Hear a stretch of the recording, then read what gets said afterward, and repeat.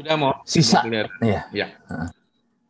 Sisa dari bagian kedua. Moga-moga tidak terlalu lama di bagian ini karena sebenarnya hari ini, malam ini kita mau melihat yang lebih jauh dari tradisi rangkap tiga atau tradisi triplex gitu, dari bahan yang ada di Injil Markus, Matius, dan Lukas sekaligus gitu. Nah, tapi kita meninggalkan sedikit bagian yang menarik yang rupanya oleh Pak Reza dijadikan PR untuk teman-teman yang sudah baca, barangkali sudah ada pertanyaan tentang kisah. Sebentar, ini kok bahannya lain. Nah.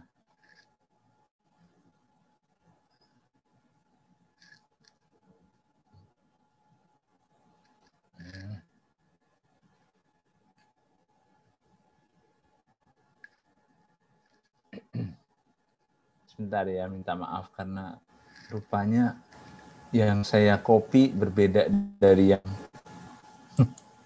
yang seharusnya. Kopinya mana? Mau Starbucks atau Janji Jiwa? Sebentar, minta maaf. Nggak apa-apa, Romo. Sabar sebentar.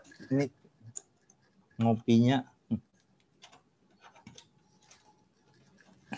Yang saya berikan kepada Pak Reza, ya. Bukan yang ini. Ya, agak berbeda tadi, Romo. Berbeda lah. Nggak apa-apa, Romo. Atau mau saya tampilkan aja ya, bikin mudah ininya ya. Lalu gimana maju mundurnya? Ya, makanya takutnya nanti agak sulit. Bisa kok. Nah, saya ambil komputer yang ada di depan saya. Sabar sedikit. Bahan yang tradisi rangkap dua itu berarti bahan duplex itu berarti ada di Matius dan Lukas, tidak ada di Injil Markus.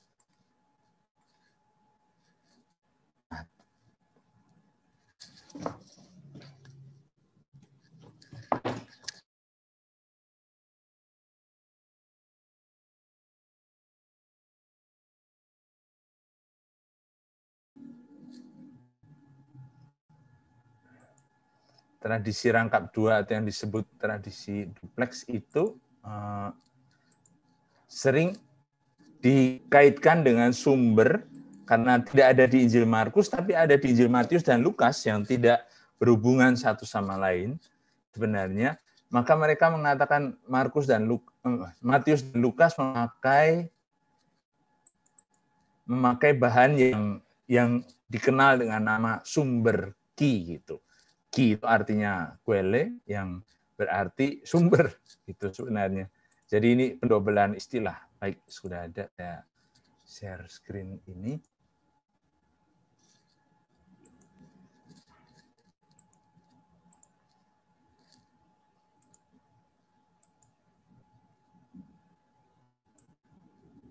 Ya, itu. Isi sumber ki atau sering disebut ucapan-ucapan Yesus atau dalam bahasa Yunani logia Yesu, mengandaikan bahwa apa yang ditemukan di dalam sumber ki itu, kita sudah melihat bagaimana orang mengira-ngira isi dari sumber ki itu yang tidak ada bentuk fisiknya karena tidak ditemukan, tapi orang mengatakan bahwa ini sumber yang tertulis juga. Dari perkiraan itu diambil dari apa yang ada di Injil Lukas dan di Injil Matius, tapi tidak ada di Injil Markus. Nah, menurut kata orang biasanya itu dikaitkan dengan ucapan atau kata-kata yang diajarkan oleh Yesus gitu. Tapi ada juga kisah seperti yang mau kita lihat pada malam ini yang kita tinggalkan dari pertanyaan sebelumnya. Kisah perwira di Kapernaum ini jelas bukan kata-kata Yesus saja gitu. Justru terjadi di dalamnya ada banyak dialog. Katakan ini hanya bersumber dari Jesus saying itu. Jadi kata-kata yang diucapkan oleh Yesus sama seperti sabda pengutusan, sabda bahagia, doa Bapa kami yang sudah kita lihat. Nah, rupanya ada juga di dalam bagan ini kisah. Jadi bukan sekedar kata-kata atau ajaran, tapi satu cerita. Cerita yang diungkapkan dengan cara indah oleh Matius dan Lukas. Tidak ada di Injil Markus. Tapi sebelum kita melihat itu, kita mau mendefinisikan dulu kalau kita bicara tentang satu potongan dari kisah yang namanya perikop. Perikop Injil, biasa kalau orang mengatakan perikop itu berarti bagian yang ada judulnya ini. Ya, seperti contoh di dalam gambar ini ada judul Yohanes Pembaptis, ya. Lalu di bawahnya saudara-saudari lihat ada ayat-ayat yang paralel, ada di Matius, ada di Lukas, ada di Yohanes. Ini berarti ada tradisi rangkap tiga yang ternyata didapatkan juga di Injil Yohanes. Rupanya sumber dari tradisi yang lebih luas lagi karena dimiliki juga oleh Yohanes, meskipun tidak sama. Nanti satu kesempatan, mungkin minggu depan, kita akan lihat bagaimana kisah pembaptisan Yesus itu diceritakan dengan unik dari masing-masing penginjil. Istilah perikop sendiri adalah potongan ini. Peristilahan teknis dalam dunia penafsiran. Asal katanya dari bahasa Yunani, peri, yang berarti around, di sekitar, dan kopto yang artinya memotong. Koptao itu kata dari kopto, berarti saya memotong. Perikoptao itu berarti memotong di sekitar. Justru karena potongan itu, lalu orang bisa tahu ini satu cerita, gitu, satu potongan, satu bagian yang punya logika sendiri. Istilah tersebut dipakai untuk menunjuk satu unit dalam satu karya sastra, unit literer yang dibedakan dari potongan yang lain, unit yang lain, dari cerita yang lain. Biasanya karena ada perubahan tempat, waktu, tindakan tokohnya gitu. Nampak dari bagaimana peralihan itu. Penting untuk memahami potongan semacam ini yang disebut perikop justru karena di dalam kebiasaan penafsiran kita, perikop-perikop itu diberi judul. Tapi ternyata kalau saudara-saudari perhatikan tidak selalu konsisten. Karena apa? Ada yang diberi judul untuk satu potongan yang pendek. Seperti ini misalnya, pendahuluan. Jelas pendahuluan Injil Lukas dari ayat 1 sampai 4 pendek. Tapi pemberitahuan tentang kelahiran Yohanes Pembaptis ini perikop yang panjang sekali. Penampakan malaikat Gabriel kepada Zakaria ketika sedang mempersembahkan kurban itu. Itu satu cerita dengan judul ini. Nah, karena itu judul perikop rupanya penting ketika orang membatasi kisahnya dengan potongan kecil cerita itu. Judul perikop dalam terjemahan kitab suci, saya sebut terjemahan kitab suci karena tidak bahasa aslinya, tapi sudah terjemah modern, tetap bermanfaat karena membantu kita, memudahkan kita untuk mencari kisah mana. Bayangkan saja kalau seandainya teks kitab suci kita itu berurut terus begitu tanpa judul-judul ini. Lebih sulit untuk mencari apa yang mau kita butuhkan gitu. Ya. Namun harus selalu diingat bahwa judul-judul ini bukan berasal dari pengarang Injilnya. Judul-judul ini adalah tambahan dari editor atau penerjemah kitab suci. Sehingga kalau saudara-saudari perhatikan, ambil contoh saja, dari satu kitab suci ke kitab suci yang lain, terjemahan maksudnya, dari bahasa Indonesia ke bahasa Inggris, bisa saja berbeda judulnya. Judul-judul itu adalah karya dari editor atau penerjemah. Judul atau pembagian ini dengan demikian bukan langsung berasal dari pengarang kitab sucinya, pengarang Injilnya. Artinya pengarang Injil meninggalkan kepada kita tulisan yang nyambung gitu. Bahkan sebenarnya kalau diperhatikan pada zaman itu belum ada tanda-tanda baca. Bayangkan bagaimana membaca satu teks tanpa titik dan koma. Apalagi kalau teks itu varian yang ditulis semua dengan huruf besar begitu. Lalu di mana berhentinya? Jadi kita tidak tahu di mana potongan cerita itu karena harus betul-betul menentukan kemudian penerjemahan dan editor terjemahan modern membantu kita dengan membagi alinea, membagi perikop, dengan memberi judul-judul itu. Tapi itu judul dan pembagian ini sudah masuk dalam penafsiran. Karena itu kadang-kadang judulnya bisa dikoreksi. Judulnya tidak tepat kalau melihat ceritanya. Ya, kadang-kadang kita harus sadar bahwa ternyata judul anak yang hilang tidak betul-betul mewakili kisah tentang anak yang hilang karena ternyata ada 2 anak yang hilang. Masih ingat dari pertemuan sebelumnya. Mungkin judulnya bisa ganti Bapak yang begitu baik hati, gitu misalnya. Atau 2 anak yang hilang daripada 1, karena yang 1 anak yang hilang di luar rumah, yang 1 lagi anak yang hilang dalam rumah karena dia tidak merasa menjadi anak. Kita sudah bicarakan ini. Maka kembali ke topik kita, yang sering diberi judul yang sama itu Yesus menyembuhkan hamba seorang perwira di Kapernaum. Ditemukan dalam Injil Matius dan di Injil Lukas dengan judul yang sama. Perikop yang kita pikir sama gitu. Memang ada kata-kata yang sama di sana yang rupanya kita jadikan doa ketika kita mempersiapkan diri untuk menyambut komuni. Ketika pastor mengatakan, lihatlah anak domba Allah, berbahagialah mereka kita yang diundang ke perjamuannya, lalu kita mengatakan, ya Tuhan, saya tidak pantas Tuhan datang pada saya, tetapi bersabdalah saja maka saya akan sembuh. Katakan saja sepatah kata, maka hambaku itu akan sembuh. Kata-kata ini yang ditemukan dalam Injil Matius dan Injil Lukas. Perhatikan angkanya itu mudah diingat. Matius bab 8 ayat 8 dan Lukas bab 7 ayat 7. Kita lihat lebih lengkap. Tuhan, aku tidak layak menerima Tuhan dalam rumahku. Begitu ditulis oleh Matius. Katakan saja sepatah kata, maka hambaku itu akan sembuh. Sebab aku sendiri seorang bawahan, dan di bawahku ada pula prajurit. Jika aku berkata kepada salah seorang prajurit itu pergi, maka ia pergi. Dan kepada seorang lagi datang, maka ia datang. Ataupun kepada hambaku, kerjakanlah ini, maka ia mengerjakannya. Ini menurut Matius. Coba kita perhatikan, kata-kata yang sama itu muncul di Injil Lukas ini kan, di bab 7 ayat 7 ini. Tetapi katakan saja sepatah kata, maka hambaku itu akan sembuh.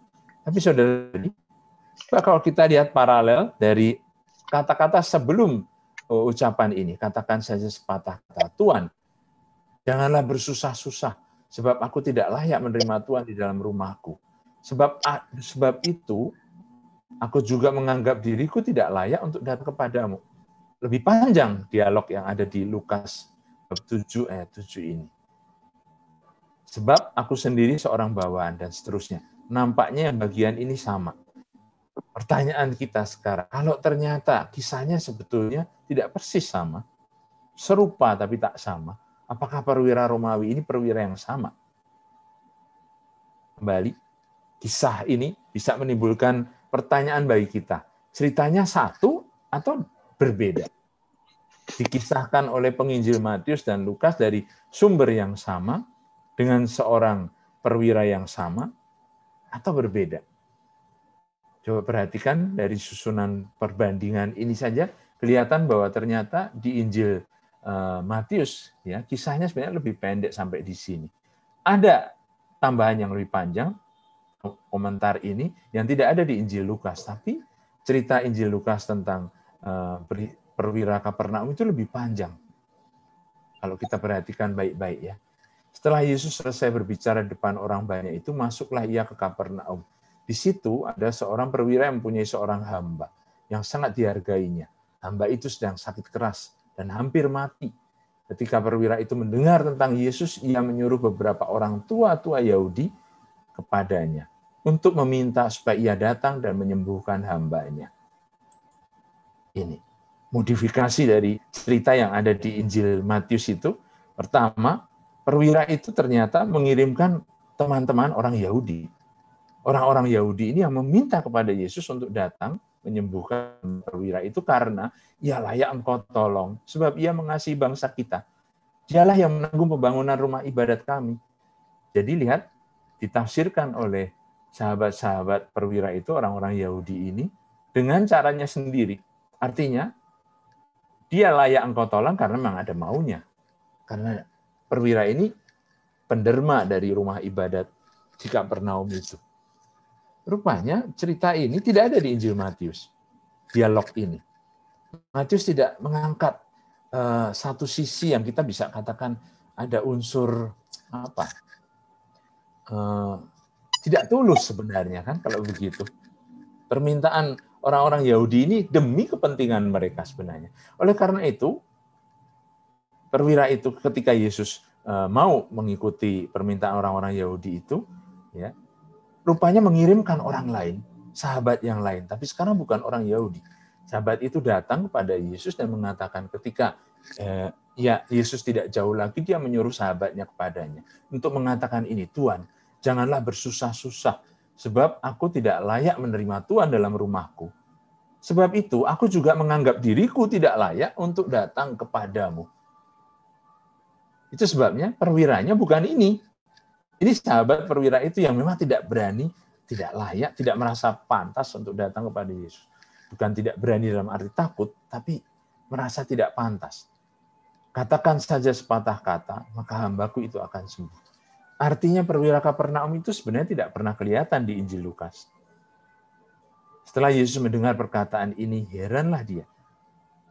Dan sambil berpaling kepada orang banyak yang mengikuti dia, ia berkata, aku berkata kepadamu, iman sebesar ini tidak pernah aku jumpai, sekalipun di antara orang Israel.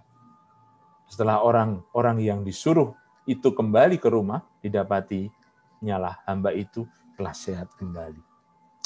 Apa bedanya kalau begitu cerita perwira Romawi di Kapernaum itu dari Injil Lukas dan Injil Matius? Iman dari perwira Romawi di Injil Matius itu rupanya iman yang memang langsung berhadapan-hadapan ini. Perwira itu bertemu dengan Yesus. Lalu Yesus berkata kepada perwira itu di ayat 13, pulanglah, jadilah kepadamu seperti yang kau percaya. Ini imannya. Percaya pada Yesus dengan satu kata tadi, pulanglah. Jadi seperti yang kau percaya. Tapi memang itulah bedanya. Ada perjumpaan langsung antara perwira itu dengan Yesus. Sementara di Injil Lukas, iman dari perwira itu lebih unik sebenarnya kalau saudara-saudara diperhatikan. Imannya bukan untuk kepentingan sendiri. Pertama, dia mohon Yesus menyembuhkan hambanya yang mungkin bukan orang Romawi, tapi orang Yahudi juga barangkali kita tidak tahu. Tapi jelas dia bukan seperti orang-orang Yahudi yang minta supaya Yesus menolong perwira ini karena apa? Perwira ini membantu untuk membangun sinagoga di Kapernaum itu. Iman perwira ini iman tanpa pamrih, bukan atas dasar jasa-jasa pribadinya. Sepatah kata untuk iman tanpa kata-kata. Itulah yang dibuat oleh perwira Romawi di Injil Lukas. Cerita di Injil Lukas ini seperti lebih menggarisbawahi atau memberi tekanan yang lebih jauh daripada yang di Injil Matius akan sesuatu yang sebenarnya dipelajari oleh orang Yahudi dari orang asing. Belajar dari iman orang asing itu. Seperti ada juga di Injil Matius, kita lihat dalam komentar yang lebih panjang tadi, aku berkata kepadamu, banyak orang akan datang dari timur dan dari barat, duduk makan bersama-sama dengan Abraham, Ishak, dan Yakub dalam kerajaan surga. Sedang anak-anak kerajaan itu akan dicampakkan dalam kegelapan yang paling gelap. Di sana akan terdapat ratap dan kertak gigi. Itu yang di Injil Matius. Ada tambahan sedikit ini dari ayat berikutnya memang menonjolkan bahwa Yesus tetap menggarisbawahi bahwa iman orang asing ini ya lebih daripada orang-orang Yahudi sendiri yang kalau tidak sadar, kalau tidak belajar, akan didahului oleh orang-orang lain. Makan bersama dengan bapak-bapak bangsa orang beriman ini. Abraham, Ishak, dan Yakub. Anak-anak kerajaan atau yang merasa diri sudah bagian dari kerajaan itu, justru malah menemukan diri mereka dalam gelap. Tapi Injil Lukas barangkali kalau saudara-saudara perhatikan, sekali lagi seperti yang kita buat minggu yang lalu, membaca lebih jauh daripada sekedar yang ada di hadapan hidung kita akan menemukan cerita perwira di Kapernaum itu disusul dengan cerita Yesus membangkitkan anak janda dari Nain itu. Nah, kalau kita perhatikan di situ, janda di Naim ini pasti orang Yahudi. Rombongan Yesus yang masuk ke kota Naim bertemu dengan rombongan yang mengusung jenazah. Ternyata dua rombongan itu berhenti dan Yesus dengan tergerak hatinya oleh belas kasihan pada janda itu, lalu membangkitkan anak janda itu, anak tunggal janda itu. Artinya janda itu sudah tidak punya siapa-siapa lagi, suami tidak punya, anak laki-laki tunggalnya pun mati. Dan di situ Yesus membangkitkan dia. Lalu semua orang memuji Yesus karena Tuhan melawati umatnya. Dalam diri Yesus mereka menemukan harapan mesianik itu. Tetapi kalau dibandingkan ceritanya, iman orang-orang Yahudi yang melihat sendiri bagaimana Yesus membangkitkan orang mati, ya, tetap saja lebih jauh atau lebih dangkal daripada iman perwira dari Kapernaum ini yang rupanya dari jarak jauh percaya kepada kata-kata Yesus, patah kata saja dan hambanya sembuh. Iman yang tanpa pamrih tadi. Itulah saudara-saudari, rupanya tekanan yang berbeda dalam cerita yang sama membantu kita untuk mengerti bahwa masing-masing penginjil punya daya kreasi yang membuat pesan apa yang mau disampaikan dalam kisahnya itu betul-betul menjadi hidup.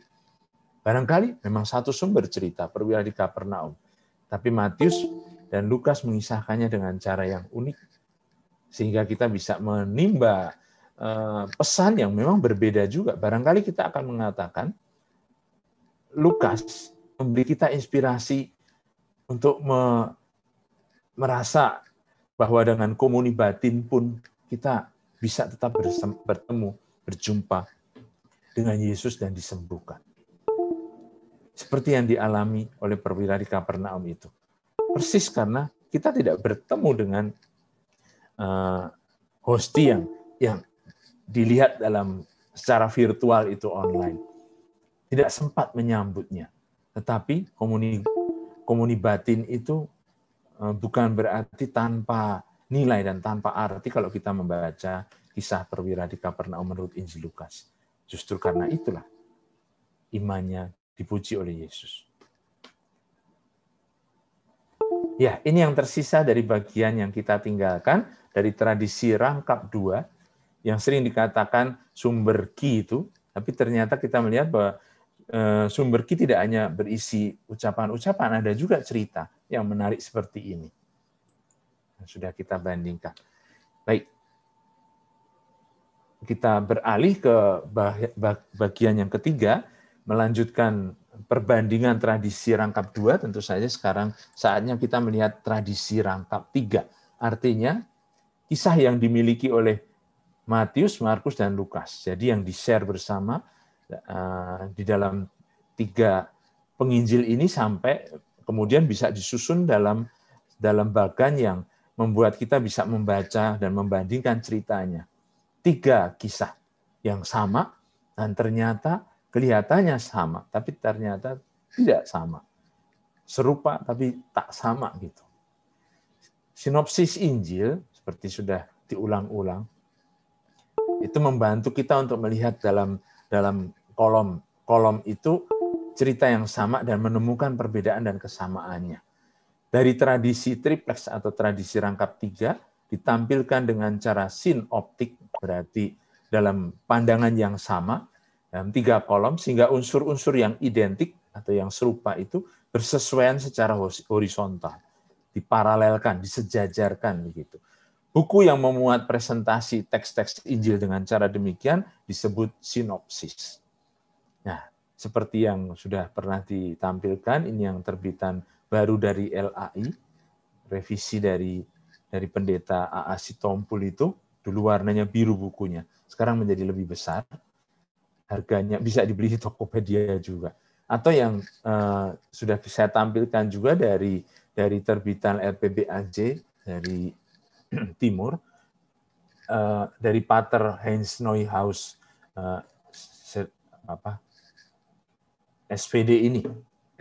Nah, sinopsis ini berbeda sedikit karena menaruh juga Injil Yohanes. Jadi memparalelkan kisah yang ada mungkin di Injil Yohanes, seperti yang tadi kita sudah lihat di awal, kisah pembaptisan Yesus yang rupanya diceritakan, ditemukan juga ceritanya di Injil Yohanes. Meskipun nanti kita akan lihat betapa berbedanya visi Yohanes. Nah, kita ambil contoh seperti yang sudah ditampilkan dulu, kisah Yesus menyembuhkan orang buta. Nah, dari teks yang ada ini saya scan dari buku sinopsis 4 Injil dari Pater Neuhaus tadi. Ya. Injil Yohanes tidak punya cerita kisah penyembuhan orang buta di Yeriko. Injil Matius, Markus, dan Lukas menceritakannya dengan cara masing-masing. Dan kita lihat kisahnya kelihatannya sama dengan judul perikop yang sama. Yesus menyembuhkan orang buta. Saudara-saudara bisa cek sendiri, baik di perikop Matius bab 20 ayat 29 sampai 34, Markus 10 46 sampai 52, Lukas 18 35 sampai 43, judulnya Yesus menyembuhkan orang buta. Nah, ketika teksnya disejajarkan begini namanya sinopsis. Banyak sinopsis merasa sudah puas dengan mencetak teksnya dalam kolom-kolom tanpa memberi satu pembedaan tipografis. Pembedaan tipografis itu artinya kata-kata yang sama misalnya ditandai dengan garis atau dengan tebal. Untuk menunjukkan baik unsur yang sama maupun unsur yang berbeda gitu. Tapi justru inilah kesempatan bagi saudara sekalian untuk membuat buku, misalnya bagi mereka yang punya buku itu tadi, buku sinopsis keempat Injil, ini adalah buku kerja.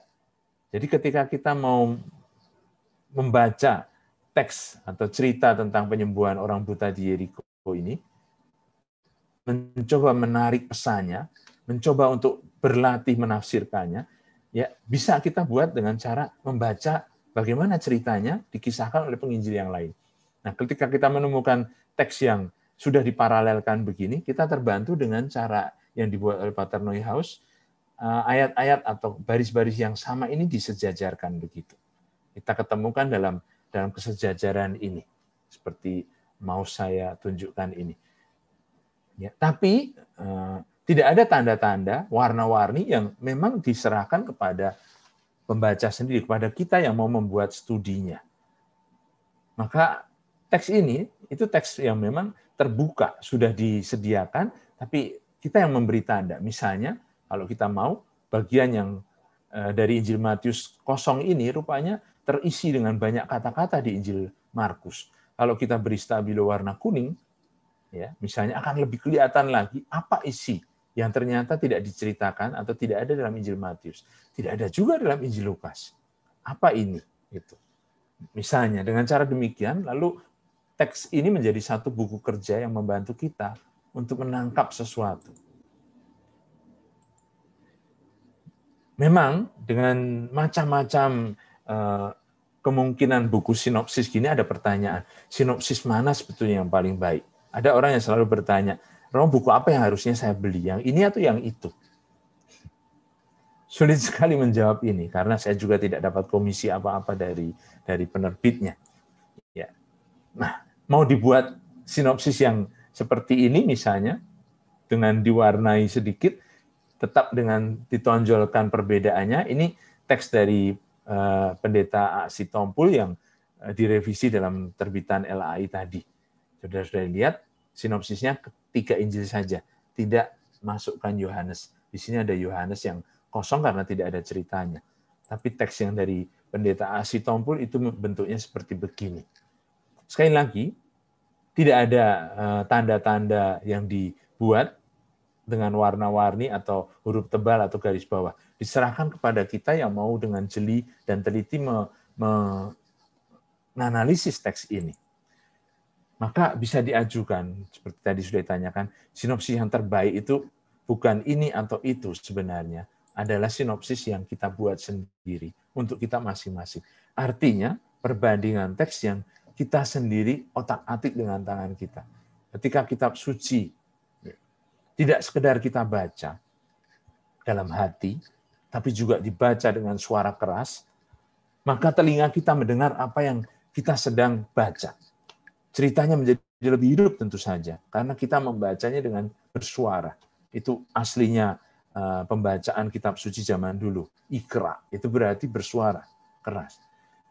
Nah, ketika seperti saudara-saudari mungkin tahu ada perlombaan itu kan di sekitar bulan Ramadan, dulu Musabaqah Tilawatil Quran, itu karena orang memang sebenarnya membaca kitab suci dengan suara keras. Itu. Sudah ada sesuatu karena telinga ikut bekerja. Apalagi ketika kita membaca dengan menuliskan. Menulis kembali. Itu berarti seperti seolah-olah kita bersentuhan dengan sabda Tuhan itu. Seperti kita bertemu dengan kata-katanya. Bukan hanya dengan mata, telinga, tapi juga dengan tangan.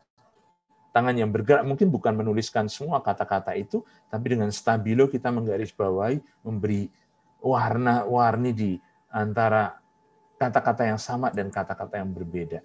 Dan itulah sinopsis yang terbaik menurut saya ketika kita mulai kerja dengan tangan kita. Karena justru dengan cara begitu, kita berjumpa dengan sabda Tuhan secara lebih intim. Teks kitab suci tidak hanya untuk dibaca dengan mata, tapi juga ditulis sendiri dengan tangan. Idealnya, bila dapat digunakan warna-warni yang berbeda itu dalam tabel sinoptik untuk menunjukkan unsur yang identik, yang sama, serupa, atau yang khas dari salah satu Injil. Saya ambil contoh misalnya sinopsis dari bahasa Perancis yang saya kemudian terjemahkan dari Maurice Guamat dan Pierre Benoit ini. Kelihatan berbeda dari sinopsis dari yang tadi sudah ditunjukkan dalam bahasa Indonesia, A.A.C. Tompul dan Neuhaus tadi. Nampak di sini dialognya sudah disusun dengan cara menjorok ke dalam. Lihat, sudah ada perbedaan.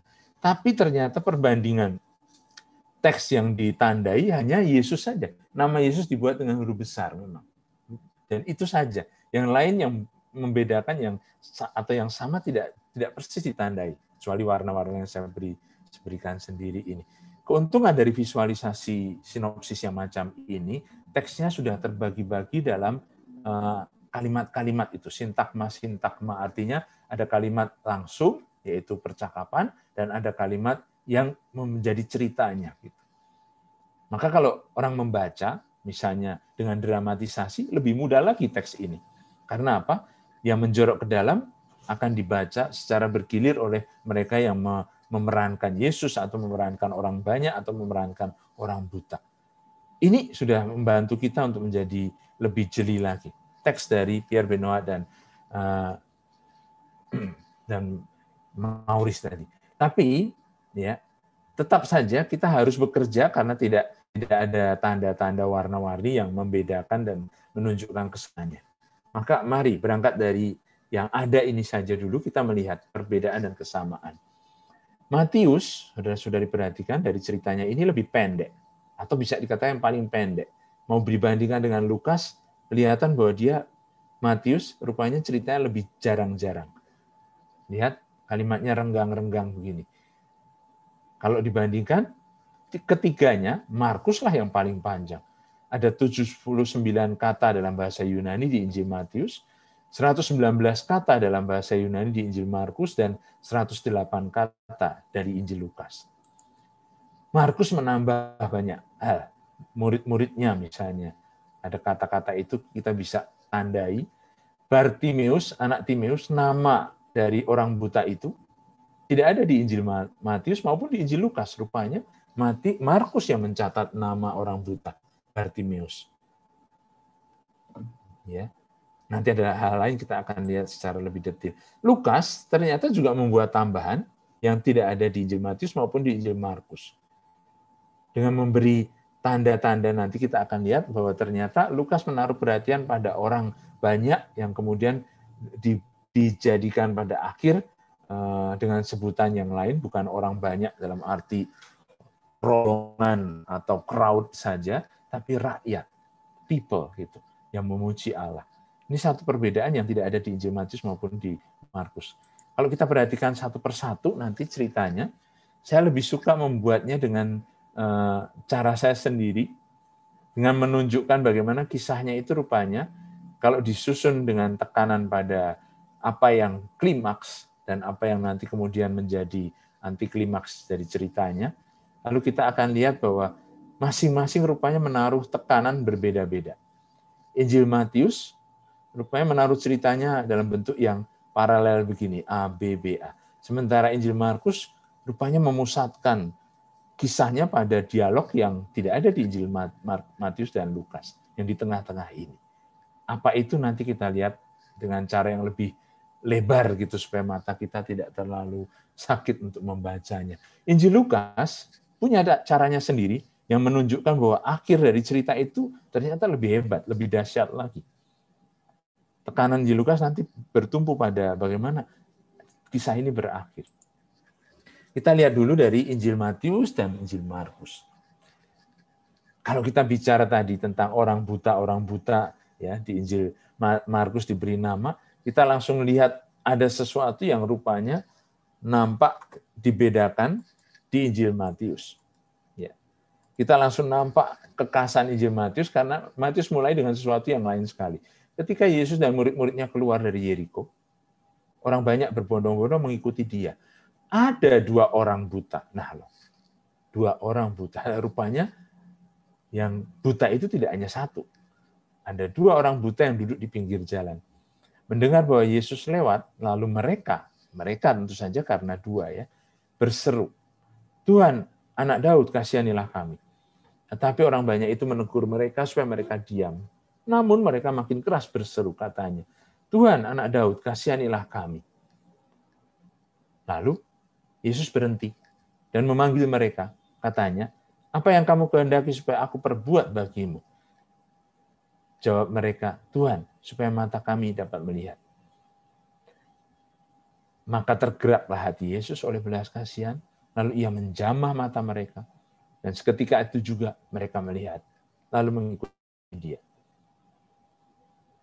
Sekilas kalau kita kembali ceritanya, mulai dari bagaimana diperkenalkan tokoh-tokoh di situ, Yesus, murid-murid, orang banyak yang berbondong-bondong, dan 2 orang buta. Yesus dan murid-murid ini bergerak. Keluar dari Yeriko, orang banyak berbondong-bondong mengikuti dia, tapi orang buta itu duduk. Lihat perbedaannya. Jadi yang 1 bergerak, berjalan, yang 1 duduk. Yang 2 duduk. Lalu 1 kelompok ini yang terus berjalan rupanya tidak memperhatikan yang duduk itu. Mendengar bahwa Yesus lewat, orang-orang buta itu berseru, "Tuhan, Anak Daud, kasihanilah kami." Seperti mereka tahu siapa yang lewat. Mereka meraba-raba dan menerka-nerka dengan teriakan ini, dengan satu ungkapan yang pasti sudah menunjukkan sesuatu yang tidak sekedar ungkapan yang biasa. Ini orang penting ya lewat. Kasihanilah kami. Orang banyak menegur mereka supaya mereka diam. Kenapa harus ditegur? Orang bisa berpikir, karena mereka mengganggu iring-iringan Yesus. Iring-iringan dari murid-murid dan orang banyak itu yang mengikuti Yesus.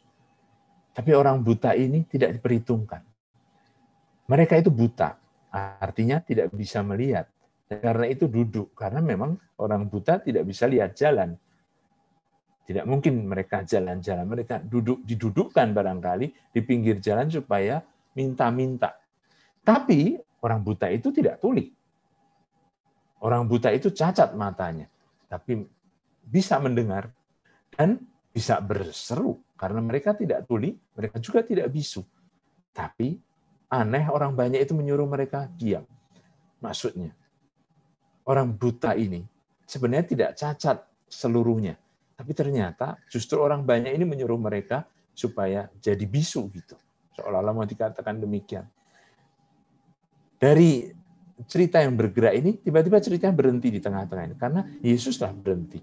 Tidak jalan lagi. Memanggil mereka katanya, "Apa yang kamu kehendaki supaya aku perbuat bagimu?" Jawab mereka, "Tuhan, supaya mata kami dapat melihat." Kata Tuhan, Tuhan, Tuhan yang diulang-ulang. Menunjukkan bagaimana 2 orang buta itu ada dalam proses perjumpaan yang khusus ketika mereka sampai pada sapaan Yesus ini, pertanyaan Yesus, "Apa yang kamu kehendaki supaya aku perbuat bagimu?" Mereka tidak lagi mengatakan Anak Daud, Tuhan. Tuhan di sini dalam huruf besar, seperti pengakuan iman orang Yahudi, itu dipakai kata Theos gitu. Atau dalam bahasa Ibrani ada 4 kata itu yang suci, YHWH. Tidak diucapkan, tapi orang Yahudi akan mengatakan Adonai, my Lord, Tuhanku, supaya mata kami dapat melihat. Dan karena itu Yesus yang mereka harapkan sebagai Tuhan, penyelamat, memang betul menjamah mata mereka. Kisah Injil Matius menceritakan bagaimana Yesus betul-betul menjadi Tuhan yang menjamah mata orang buta dan menyembuhkan mereka. Cerita ini dikenal sebagai cerita mukjizat penyembuhan. Karena Yesus bertindak seperti tabib. Coba saudara sudah lihat, tergeraklah hati Yesus oleh belas kasihan itu, lalu menjamah mata mereka. Betul menyembuhkan dengan cara menyentuh daerah yang memang butuh disembuhkan itu. Kita sampai kata mengurapi gitu, tapi menjamah dalam arti kemudian membuat mata yang buta itu melihat. Lalu mereka mengikuti Yesus. Ini cerita dari Injil Matius. Bagaimana kalau kita baca Markus? Langsung kelihatan bahwa Markus tidak bercerita tentang dua orang buta. Ketika Yesus keluar dari Yeriko, sebenarnya ceritanya lebih lengkap, 46 itu, ini saya mulai dari ayat 46b, kalimat yang kedua. Tapi kalimat sebelumnya ada, ketika Yesus masuk ke Yeriko. Gitu. Dan ketika Yesus keluar dari Yeriko, dalam satu ayat ada masuk dan keluar. Maka kita pilih satu dulu. Ketika Yesus keluar dari Yeriko untuk menunjukkan bahwa seperti di Injil Matius, peristiwanya terjadi di jalan keluar dari kota. Orang buta itu, atau dua orang buta itu yang disembuhkan Yesus, itu ada di pintu gerbang keluar kota. Bersama-sama dengan murid-muridnya. Orang banyak berbondong-bondong. Ada seorang pengemis yang buta. Di sini jelas, Penginjil Markus menunjukkan profesinya, pengemis yang buta, bernama Bartimeus, anak Timeus. Duduk di pinggir jalan. Saudara-saudari tahu, seperti tadi sudah dikatakan, mungkin orang buta ini karena tidak melihat jalan, didudukkan di situ oleh orang-orang yang mau supaya dia profesinya sebagai pengemis, menimbulkan rasa iba dari orang-orang yang lewat untuk memberikan. Namanya Bartimeus, anak Timeus. Tapi sebenarnya ini pengulangan dalam bahasa Aram. Bar itu dalam bahasa Aram berarti anak. Maka Bartimeus itu mendobelkan arti ini. Bar atau bin Timeus, anak Timeus gitu. Bar itu berarti anak. Jadi kalau barongsai, ya Pak Reza, itu berarti anak ongsai. Bukan begitu tentu saja. Maksudnya Bartimeus, anak Timeus, tapi barongsai bukan bahasa Aram. Ketika didengarnya bahwa itu adalah Yesus orang Nazaret, mulailah ia berseru. Yesus anak Daud, kasihanilah aku. Orang yang menegurnya supaya ia diam. Namun semakin keras ia berseru. Anak Daud, kasihanilah aku. Dengan tadi kita baca di Injil Matius, hanya bedanya di Injil Markus, satu orang buta yang bernama Bartimeus itu. Satunya kemana? Kita tidak tahu. Apakah cerita yang sama? Pertanyaan seperti tadi perwira Kapernaum, yang kisahnya menjadi berbeda. Kalau kita sampai ke bagian tengah yang saya beri warna kuning ini, lalu kelihatan bagaimana prosesnya ketika kita mengotak-atik teks yang sudah disejajarkan, seperti dalam buku sinopsis keempat Injil itu. Lalu Yesus berhenti dan berkata, panggillah dia. Injil Matius tadi juga, Yesus berhenti dan memanggil dia. Tapi di sini ada kata-kata yang diucapkan, panggillah dia. Mereka memanggil orang buta itu. Mereka yang tadinya minta supaya orang buta itu diam, sekarang harus memanggil orang buta itu. Coba malu enggak? Dan berkata kepadanya, kuatkan hatimu, berdirilah, ia memanggil engkau. Saudara-saudara perhatikan, di dalam kotak yang kuning ini, dalam satu ayat saja, diulang berapa kali kata memanggil. Satu, panggillah dia. Lalu mereka memanggil orang buta itu. Kedua, dan berkata kepadanya, kuatkan hatimu, berdirilah. Yesus memanggil engkau. Tiga, dalam satu ayat ada 3 kali kata memanggil diungkapkan. Ini sesuatu, karena apa? Di Injil Matius tidak ada tadi. Tidak ditekankan kata memanggil seperti di Injil Markus ini. Ia, orang buta itu, Bartimeus, menanggalkan jubahnya. Ia segera berdiri dan pergi mendapatkan Yesus. Sudah disembuhkan dari kebutaannya? Belum. Lah kok bisa berdiri dan pergi mendapatkan Yesus? Nah, itu anehnya. Di Injil Markus, rupanya tekanannya ada di tengah-tengah ini. Orang buta itu dipanggil, karena Yesus tahu bahwa dia buta, tapi tidak tuli. Dia buta, tapi tidak bisu, karena bisa berseru-seru. Maka Yesus memakai apa yang dia punya itu, memanggil dia, dan orang buta itu menanggalkan jubahnya. Jubahnya yang barangkali waktu orang buta duduk, jubah itu mengembang, dipakai untuk menangkap uang yang dilemparkan oleh orang yang berjalan. Tentu saja ini bagian dari pekerjaannya, bagian penting dari profesinya, tapi dia tinggalkan, seperti meninggalkan hidup yang lama. Sekarang dia mau pergi mendapatkan Yesus. Dia berdiri dan pergi mendapatkan Yesus. Kita membayangkan cerita saja, orang buta ini pasti meraba-raba. Mungkin terjatuh-jatuh untuk sampai kepada Yesus. Tidak dikatakan bahwa orang banyak itu menuntun dia. Tanya Yesus kepadanya, apa yang kau kehendaki supaya aku perbuat bagimu? Jawab orang buta itu, Rabuni, supaya aku dapat melihat.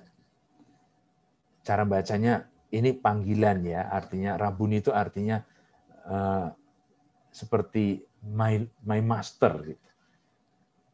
Guruku. Hanya ada 2 kata panggilan ini dalam Injil. Satu di Injil Markus ini, dan satu lagi di Injil Yohanes. Diucapkan oleh siapa? Kalau ada yang tahu. Maria Magdalena. Di depan kubur Yesus ketika Maria menangis karena dipikir Yesus dicuri orang. Lalu tiba-tiba orang yang dianggapnya penjaga taman itu memanggilnya Maria. Lalu Maria menoleh dan mengatakan Rabuni. Maka kata Rabuni itu ungkapan, sapaan yang memang betul-betul intim, akrab, orang yang tahu, yang mengenal. Bayangkan bagaimana Bartimeus yang buta itu punya hubungan yang langsung akrab dengan Yesus. Rabuni. Bacanya jangan kayak orang Jakarta, Rabuni gitu.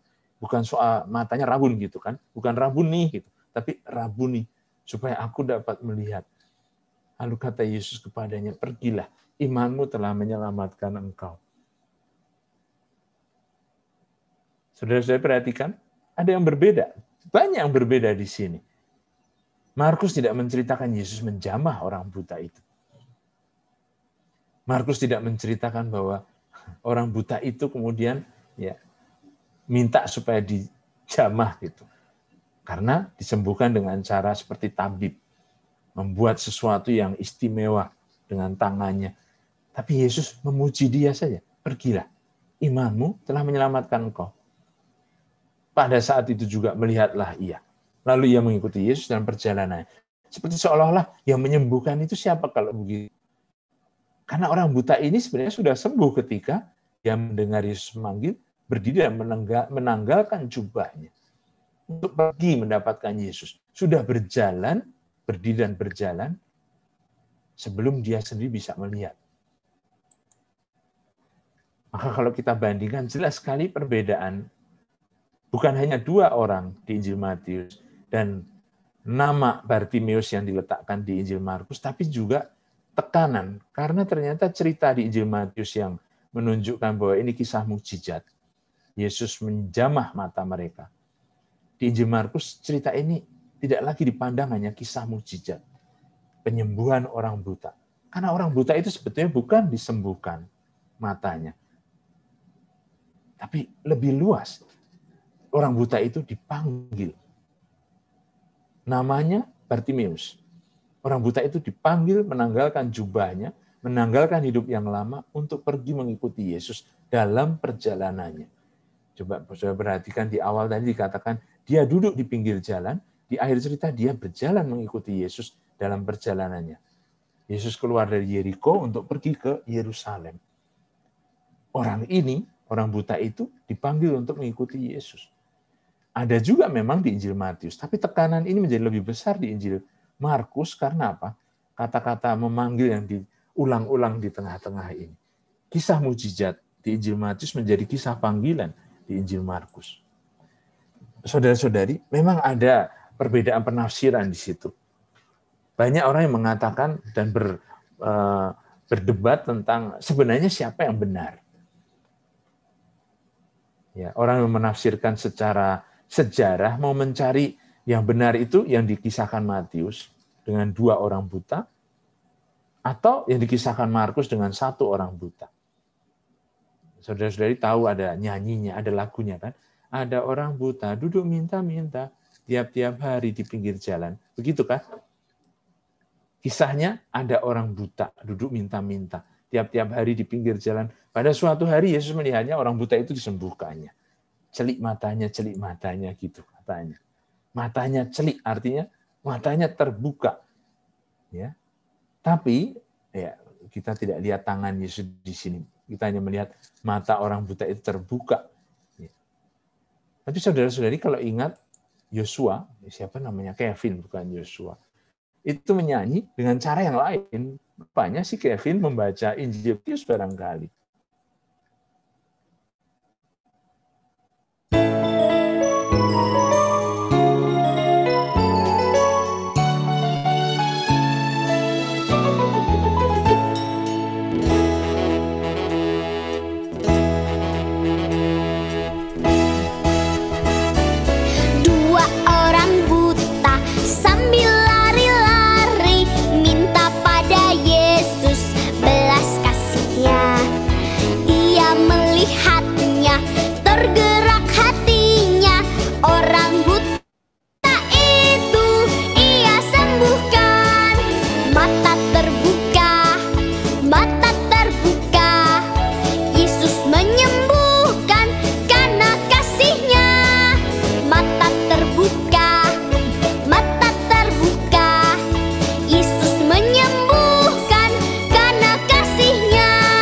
Cukup ya.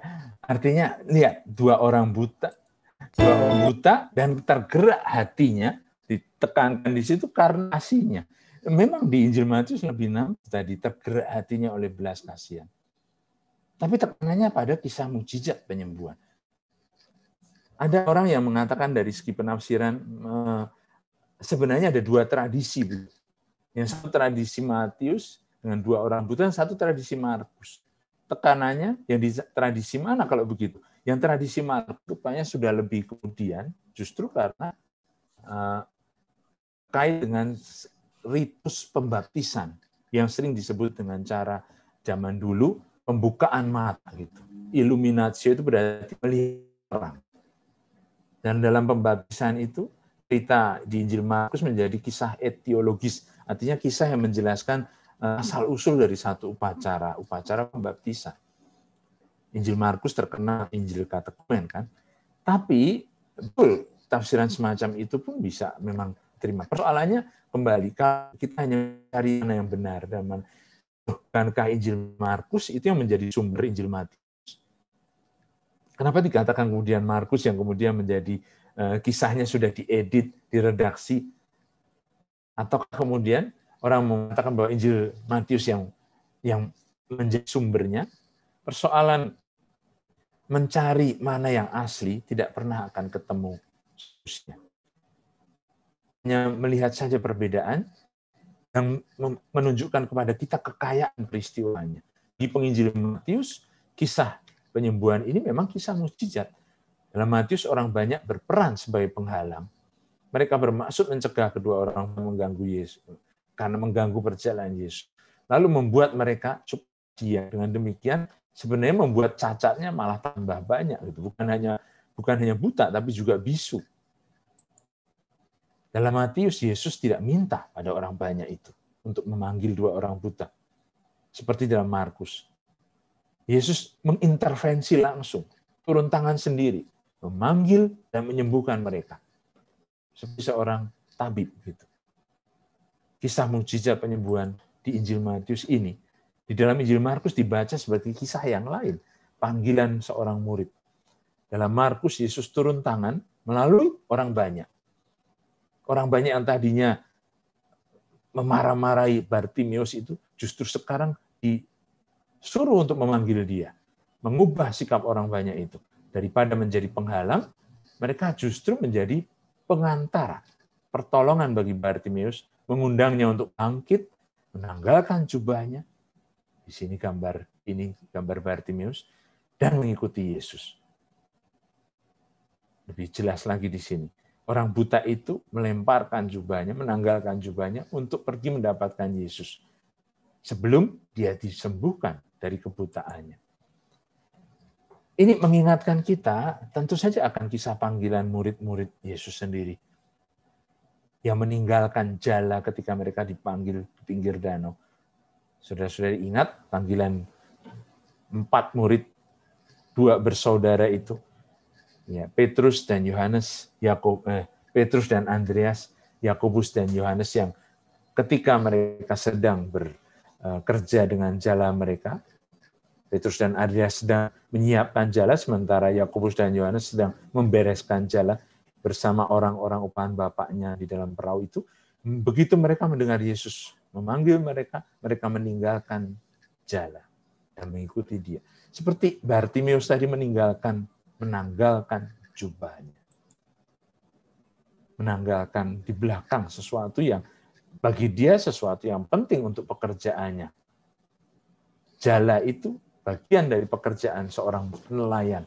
Tetapi mereka mengikuti Yesus untuk menjadi penjala manusia. Kisah Bartimeus ini, saudara-saudari, memang tidak bisa dipisahkan dari Yohanes dan Yakobus yang meninggalkan jala mereka, perahu mereka, bapak mereka di dalam perahu itu, Zebedeus. Kenapa? Coba kita perhatikan ceritanya dengan mengangkat sedikit mata kita dengan cerita atau perikop yang mendahului perikop Bartimeus ini. Dan kita temukan betul ada Yakobus dan Yohanes di sana. Injil Markus bab 10 ayat 35. Kisahnya di dalam teks kitab suci kita diberi judul satu saja, karena perikop ini disatukan dengan judul yang aneh. Permintaan Yakobus dan Yohanes, atau gimana judulnya? Lebih tepat. Permintaan anak-anak Zebedeus, ya, yaitu Yakobus dan Yohanes, bukan memerintah melainkan melayani. Judul yang aneh karena apa? Sebenarnya itu bukan judul yang mudah dipahami. Permintaan Yakobus dan Yohanes bukan memerintah melainkan melayani. Bukan perintah melainkan melayani, itu kata-kata Yesus. Permintaan Yakobus dan Yohanes bukan kata-kata ini. Nah, judulnya kan keliru ini. Coba kalau sudah perhatikan. Permintaan Yakobus dan Yohanes bukan memerintah melainkan melayani. Barangkali ceritanya memang harus diberi judul yang lain. Permintaan Yakobus dan Yohanes ini mirip dengan permintaan Bartimeus. Coba saudara-saudari perhatikan kisahnya, ya, kalau dibandingkan punya kesamaan yang sangat menonjol gitu. Pertanyaan Yesus kepada Bartimeus, apa yang kau kehendaki supaya aku perbuat bagimu? Itu juga pertanyaan Yesus kepada kedua murid yang datang ini, mendekati Yesus dan berkata kepadanya, Guru, kami harap supaya engkau kiranya mengabulkan satu permintaan kami. Apa yang kamu kehendaki aku perbuat bagimu? Coba lihat, mirip sekali. Apa yang kamu kehendaki? Tentu saja ini kamu karena 2 orang yang di hadapan Yesus, Yakobus dan Yohanes. Tapi ada unsur lain yang menarik yang ditonjolkan oleh teks ini. Kalau ditonjolkan di sini Yakobus dan Yohanes, nama ini masih ditambah anak-anak Zebedeus. Persis seperti kata Bartimeus itu anak Timeus. Jadi ditonjolkan bapaknya sebenarnya. Bartimeus, anak Timeus, ini Yohanes dan Yakobus anak-anak Zebedeus. Kata anak muncul lagi di tengah untuk menonjolkan bapaknya yang lebih besar lagi, anak manusia itu.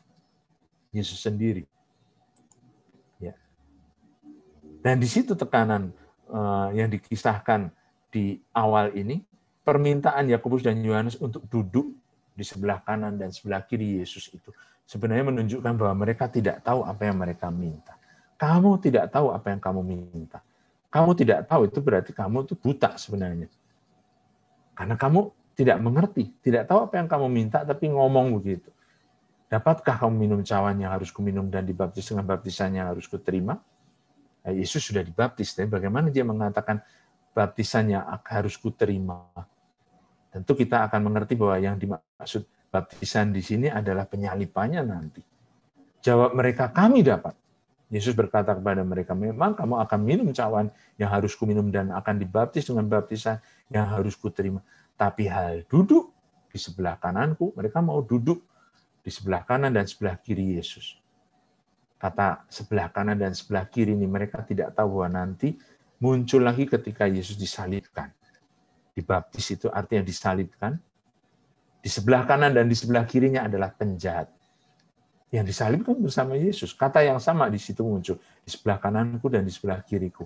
Aku tidak berhak memberikannya karena itu diberikan pada orang-orang bagi siapa itu telah disediakan. Ya, kedua penjahat yang ada di samping kanan dan kiri Yesus. Tapi bukan hanya rupanya dua murid ini yang tidak tahu, anak Zebedeus.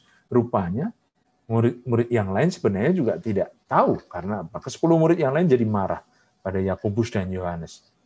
Maka Yesus mengatakan, kamu tahu bahwa mereka yang disebut pemerintahan bangsa-bangsa memerintah rakyatnya dengan tangan besi dan pembesar-pembesarnya menjalankan kuasanya dengan keras atas mereka. Tidak demikian di antara kamu. Barang siapa ingin menjadi besar di antara kamu, hendaklah ia menjadi pelayan. Barang siapa ingin menjadi yang terkemuka di antara kamu, hendaklah ia menjadi hamba untuk semuanya, karena anak manusia. Nah, di sini anak Zebedeus dan anak Timotius, di sini anak manusia dengan huruf besar, untuk menonjolkan gelar Yesus. Justru datang bukan untuk dilayani, melainkan untuk melayani, untuk memberikan nyawanya menjadi tebusan bagi banyak orang. Saudara-saudari, tentu saja tidak mungkin luput bahwa kisah ini menunjuk pada penyaliban. Seperti kanan dan kiri Yesus dibaptis, begitu juga menjadi tebusan dengan memberikan nyawa menjadi tebusan, itu pasti menunjuk pada saat kematian Yesus disalib. Nanti justru orang buta itu, si Bartimeus itu, yang dikatakan tadinya duduk di pinggir jalan, lalu dia justru mampu melihat, dan dengan demikian berjalan mengikuti Yesus. Mengikuti Yesus kemana? Ke Yerusalem untuk disalibkan. Lihat bagaimana perbandingan ini kontras sekali. Bartimeus seperti menjadi kritik bagi anak-anak Zebedeus, Yakobus dan Yohanes yang rupanya justru malah minta duduk. Padahal mereka dari tadi berjalan mengikuti Yesus. Bartimeus yang tadinya duduk justru malah menjadi orang yang mengikuti Yesus dalam perjalanannya. Indah sekali kalau dilihat dengan cara demikian. Tapi sebenarnya, kembali lagi ke cerita, berapa orang buta sebenarnya? Para penafsir dulu mempertanya, siapa di antara penginjil ini yang menceritakan cerita aslinya? Siapa yang tahu? Berapa orang buta yang disembuhkan Yesus di Yeriko itu? Pertanyaan macam ini sekali lagi keliru. Karena di bawah prasangka ilmiah mau mencari yang benar dalam sejarah, kisah-kisah Injil itu tidak diceritakan untuk menceritakan kebenaran historis begitu. Pertanyaan tersebut justru menghalangi kita menarik apa yang sebenarnya mau disampaikan pada teksnya sendiri. Pertanyaan ini membutakan kita, pembaca. Benar, di Injil Markus hanya satu orang buta, Bartimeus. Tapi apa artinya? Alasan pertama perbedaan semacam ini kira-kira mestinya harus dicari dari bahasanya, sastranya, gaya bahasa yang membuat orang bisa masuk dalam ceritanya. Itulah retorikanya. Menarik perhatian orang yang membaca dan meyakinkan ada kaitan antar tokoh itu. Kebutaan anak Timeus, Bartimeus tadi, ya, seperti yang disembuhkan Yesus, menunjuk pada kebutaan kedua murid, ya, kedua murid Yesus, Yakobus dan Yohanes, yang dalam Injil Matius rupanya tidak disebut nama, tapi dikatakan dengan dua. Gitu. Mari kita lihat. Yesus membuka mata murid-muridnya juga di Injil Matius. Tapi coba kalau perhatikan, di Injil Matius ceritanya sedikit lain karena bukan Yakobus dan Yohanes yang ditulis di situ. Ibu anak-anak Zebedeus yang datang untuk minta supaya anak-anak mereka duduk di sebelah kanan dan sebelah kiri. Apa yang kau harapkan? Jadi pertanyaan Yesus itu mirip juga dengan pertanyaan pada orang buta. Tekanan tadi, ada dua orang buta, nanti ditonjolkan dengan kisah yang di atas mulai dengan dua anakku ini. Berilah perintah supaya dua anakku ini, ibunya yang ngomong berarti, anak-anak Zebedeus itu, tidak disebut juga suaminya gitu. Disebut ibu anak-anak Zebedeus begitu kan. Seolah-olah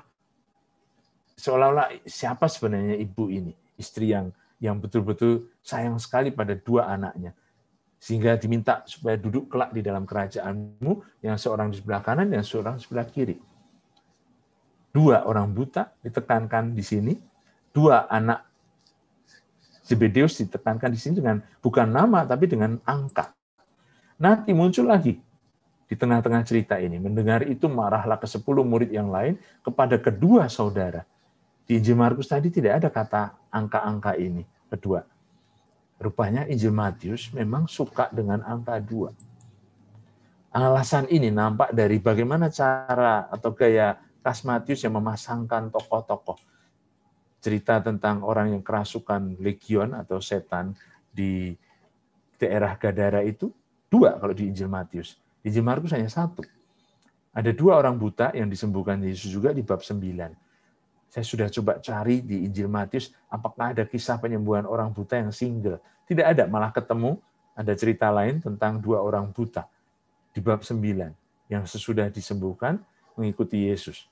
Tapi di sini diminta supaya jangan mengatakan pada orang lain. 2 orang bersaudara.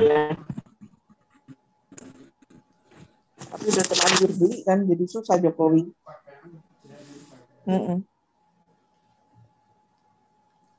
Sorry Romo, silakan Romo. 2 orang bersaudara, Simon dan Andreas dalam panggilan murid pertama itu ditonjolkan 2 juga. 2 anak Zebedeus yang nanti muncul pada akhir kisah di perjamuan terakhir. Serta 2 orang saksi palsu dalam pengadilan Yesus. Matius rupanya memang suka menampilkan pasangan ini. 2.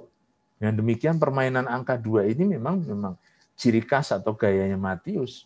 Ya, dengan cara demikian lalu kita tidak mau mempersoalkan mana yang lebih benar, Matius atau Markus. Karena memang Matius suka ceritanya dengan angka 2. Kita tidak dalam kampanye pemilihan, kalau kita menyebut angka 2 nanti konotasinya sudah berbeda. Nah, kalau kita bandingkan kisahnya tadi, ya nampak bagaimana perbandingan yang kelihatan meskipun ceritanya sama, diawali dengan kisah permintaan anak-anak Zebedeus itu, tapi tekanannya menjadi berbeda. Kalau di Injil Markus, ya, yang ditonjolkan adalah anak Timeus, anak-anak Zebedeus. Di Injil Matius rupanya tekanannya pada 2 orang buta itu, 2 anak Zebedeus itu, 2 saudara itu, kakak beradik. Lihat, rupanya dengan cara demikian, pengarang Injil sendiri konsisten. Ini bukan sesuatu yang rupanya tidak sengaja, tapi memang disengaja untuk membawa pesan teologis dari pengarang Injilnya. Kalau di Injil Matius tekanan tadi menjadi kisah bukan hanya mukjizat tapi kisah panggilan, nah di Injil Matius kisah mukjizat itu tetap kelihatan bagaimana akhirnya dikaitkan dengan murid-murid yang tadinya sebenarnya buta, lalu akhirnya dicelikkan matanya karena melihat perbandingan bahwa ternyata orang buta yang duduk itu justru malah menjadi pengikut Yesus. Di Injil Matius dengan demikian, 2 orang buta itu menjadi satu undangan bagi kita barangkali. Kenapa bukan 1 Bartimius yang punya nama? Meskipun namanya juga tidak terlalu spesifik karena itu hanya menunjuk anaknya Timeus, Bartimius gitu. Perhatian Matius bukan hanya pada angka 2, kedua bersaudara, tapi juga ke 10 murid yang lain yang buta. Buta karena mereka tidak tahu sebenarnya. Logika mengikuti Yesus itu bukan logika memimpin dan memerintah seperti di pemerintahan biasa. 2 saudara, 2 orang buta itu disebutkan juga orang banyak berbondong-bondong yang mengikuti Yesus. Dan banyak orang yang kepada mereka anak manusia memberikan hidupnya sebagai tebusan. Di dalam angka-angka ini sebenarnya termasuk juga pembaca, termasuk juga kita yang barangkali harus disembuhkan dari kebutaan kita. Karena melihat ceritanya secara biasa-biasa saja barangkali. Kita tidak melihat bahwa ceritanya ternyata sebetulnya menjadi kritik bagi kita yang katanya sudah lama mengikuti Yesus, tapi mau duduk minta dilayani. Mau duduk. Pelayan itu bukan duduk, tapi berdiri siap-siap melayani. Satu lagi, kalau kita perhatikan, karena ceritanya kan rangkap 3, yaitu ada di Matius, Markus, dan Lukas. Rupanya, kalau sudah perhatikan, kisah Lukas lebih mirip Markus. Ya, kisah di Injil Lukas, rupanya, kalau kita baca, ya, menceritakan seorang buta yang duduk di pinggir jalan dan mengemis. Waktu orang itu mendengar orang banyak lewat, ia bertanya, apa itu? Kata orang kepadanya, Yesus orang Nazaret lewat. Ia berseru, Yesus anak Daud, kasihanilah aku. Maka mereka yang berjalan di depan menegur dia supaya ia diam. Namun semakin keras ia berseru, "Anak Daud, kasihanilah aku." Yesus berhenti dan menyuruh membawa orang itu kepadanya. Tidak ada kata-kata manggil seperti di Injil Markus tadi ya. Tidak ada juga kata-kata 2 orang buta. 1 orang buta. Perbedaan juga di sini kita lihat, Yesus hampir tiba di Yeriko. Jadi sudah kelihatan sejak dari awal, Injil Lukas menaruh kisahnya bukan di keluar dari kota Yeriko, tapi sebelum masuk Yeriko, di pintu gerbang. Ketika ia telah berada di dekatnya, Yesus bertanya kepadanya, "Apa yang kau kehendaki supaya aku perbuat bagimu?" Jawab orang itu, "Tuhan, supaya aku dapat melihat." Berbeda dengan Injil Markus tadi, ya, orang buta di sini menyebut Yesus Tuhan seperti di Injil Matius. Di 2 orang buta di Injil Matius. Kata Yesus padanya, "Melihatlah engkau, imanmu telah menyelamatkan engkau." Ini mirip dengan Injil Markus. Yesus memuji iman orang buta itu yang sampai pada pengakuan gelar Tuhan. Tadinya dia hanya mengaku Yesus anak Daud. Sampai sekarang akhirnya menyebut Yesus Tuhan. Ketika itu juga melihatlah ia, lalu mengikuti dia sambil memuliakan Allah. Tapi ternyata ceritanya tidak selesai di sini. Seluruh rakyat melihat hal itu dan memuji-muji Allah. Mengikuti Yesus dan memuliakan Allah. Tapi juga semua orang yang tadinya disebut orang banyak berbondong-bondong, sekarang disebut seluruh rakyat, seluruh umat, memuji-muji Allah. Tekanan Lukas rupanya sedikit berbeda juga dari Injil Matius dan Injil Markus. Kalau kisah di Injil Matius tekanannya pada penyembuhan, di Injil Markus menjadi kisah panggilan, di Injil Lukas ceritanya menjadi kisah pertobatan semua orang. Bukan hanya orang buta itu, tapi juga orang banyak yang tadinya menyuruh dia diam, tapi akhirnya disuruh oleh Yesus untuk membawa orang itu kepadanya. Jadi di Injil Lukas kelihatan bagaimana orang buta itu tidak dibiarkan jalan sendiri, tapi dituntun oleh orang banyak itu kepada Yesus. Akhirnya orang banyak itu melihat mukjizat ini dan memuji-muji Allah. Bersama dengan orang buta itu, orang banyak ini menjadi rakyat, menjadi umat yang memuji Tuhan. Kisahnya bergeser dari satu ke tempat lain dengan tekanan yang berbeda. Kalau saudara sudah perhatikan, dari kisah mukjizat penyembuhan menjadi kisah panggilan. Itu juga mukjizat. Tapi yang mukjizat lebih besar lagi, pertobatan orang-orang banyak yang tadinya tidak punya hati, menyuruh orang buta itu diam saja, sampai akhirnya justru orang banyak itu yang merangkul, mengikut sertakan orang buta itu dalam perjalanan mengikuti Yesus. Jadi kalau dalam Injil Matius dan Markus kelihatan penyembuhan rangkap 2, orang buta itu disembuhkan cacat kebutaannya. Tapi juga disembuhkan dari kenyataan duduk. Tadinya karena mereka buta tidak bisa melihat jalan, maka duduk saja. Tapi sekarang dengan melihat mereka bisa berjalan. Sudah penyembuhan rangkap 2. Tapi di Injil Lukas penyembuhannya rangkap 3. Karena bukan hanya mata dan kaki, tapi juga mulut. Mulut yang tadinya hanya minta-minta sedekah, dipakai sekarang untuk memuji dan memuliakan Allah. Penyembuhan yang dialami orang buta di Injil Lukas itu penyembuhan rangkap 3. Karena matanya melihat, kakinya berjalan, dan mulutnya memuliakan Tuhan. Oleh karena itu, orang buta itu disembuhkan 3 kali kalau menurut Injil Lukas. Pertobatan dengan demikian menjadi lebih hebat lagi. Dari matanya yang buta, perubahan maksud saya.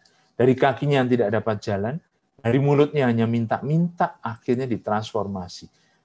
Si buta ini mencerminkan semua penderita dalam kitab Mazmur yang seruan permohonannya diubah menjadi puji-pujian atas kemuliaan Tuhan. Mazmur itu selalu begitu. Doa permohonan segera menjadi doa syukur dan puji-pujian. Dan itu ditekankan oleh penginjil Lukas, kisah pertobatan umat. Karena bukan hanya orang buta yang dituntun oleh orang-orang banyak yang tadinya menyuruh diam, tapi orang banyak itu juga akhirnya menjadi umat yang memuji-muji Tuhan. Pertobatannya universal. Kisah penyembuhannya menjadi universal. Pembaca atau kita yang membaca dengan demikian diundang untuk ikut bergabung dengan suara umat yang tidak hanya dalam iman tapi juga dalam panggilan mengikuti Yesus. Mestinya kita bisa selesai di sini, saudara-saudari. Tapi rasanya kita masih punya PR. Kalau membandingkan Injil Matius dan Markus tadi menghubungkan cerita orang buta dengan kisah sebelumnya, yaitu anak-anak Zebedeus, Yohanes dan Yakobus, atau dua bersaudara itu. Injil Lukas ternyata tidak punya cerita Yohanes dan Yakobus atau permintaan anak-anak Zebedeus. Lalu bagaimana? Kisahnya rupanya beda arahnya. Di Injil Lukas, cerita orang buta itu disejajarkan dengan cerita Zakeus. Sama-sama terjadi di Yeriko. Penyembuhan orang buta ini terjadi di jalan masuk Yeriko. Ketika Yesus sudah masuk kota, bertemu nanti dengan pemungut cukai, kepala pemungut cukai bahkan. Yang sama seperti orang buta itu tidak bisa melihat Yesus karena badannya pendek. Dia mau melihat orang apa Yesus itu. Sama seperti si buta tadi bertanya, apa itu? Di Injil Matius dan Markus tidak disebutkan pertanyaan orang buta, apa itu?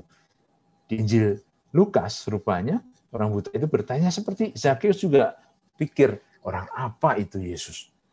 Masa aku ini sebagai kepala pemungut cukai tidak diperhatikan orang? Orang apa sih Yesus ini? Karena badannya pendek, dia tidak bisa melihat Yesus, maka naik ke atas pohon. Rupanya justru Yesus yang melihat dia di atas pohon dan mengatakan, Zakeus segeralah turun karena aku harus menumpang di rumah. Zakeus kemudian lari untuk menyiapkan segala-gala perjamuan itu. Dan dengan demikian menunjukkan pertobatannya ketika Yesus yang di hadapan orang-orang yang bersungut-sungut karena dia makan di rumah orang berdosa, Zakeus yang merasa dirinya dihargai, dimanusiakan oleh Yesus. Seperti nama Zakeus, kita tahu namanya adalah orang yang dibenarkan Tuhan, Zakai. Maka Zakeus mengatakan, Tuhan, setengah dari milikku akan kuberikan pada orang miskin. Sekiranya ada sesuatu yang kuperas dari seseorang, akan kukembalikan 4 kali lipat. Zakeus ini, pemungut cukai, pertobatannya juga gitu. Dia orang yang suka ngitung uang, maka pertobatannya juga hitung-hitungan begini. Apakah betul-betul dia akhirnya membuat apa yang dia katakan?